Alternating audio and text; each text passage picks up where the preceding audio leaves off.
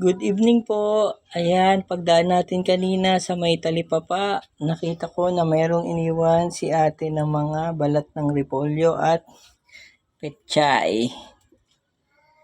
Pinuha po natin para ipakain natin sa ating mga bunny. Ayan, so dalawang plastic nga yan. Dito yung repolyo, tapos dun sa kabila yung mga isang klase pa ng dahon. Ayan, yung pechay. So ito, medyo luma na. Papakain na natin ngayong gabi. Tapos itong iba, hinugasan lang muna natin para bukas ng umaga natin ipapakain. Ayan, makaka-2 araw din siguro to. Sa dami nating alaga. Paborito din nila ang repolyo. So ayan. Tara, dalhin na natin sa taas.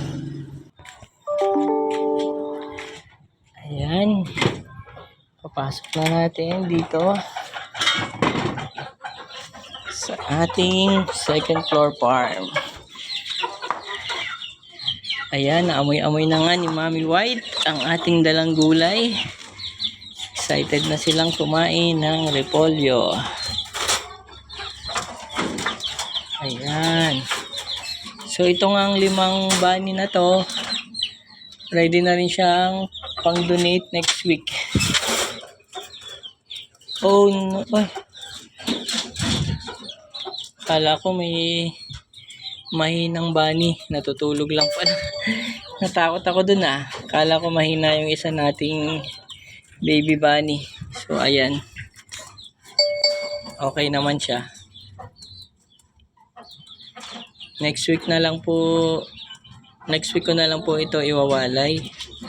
Or sa sa Thursday wala tayong pasok kaya pwede na natin silang iwalay.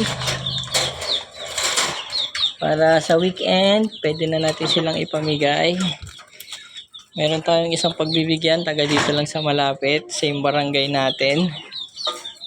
Taga General Trias lang.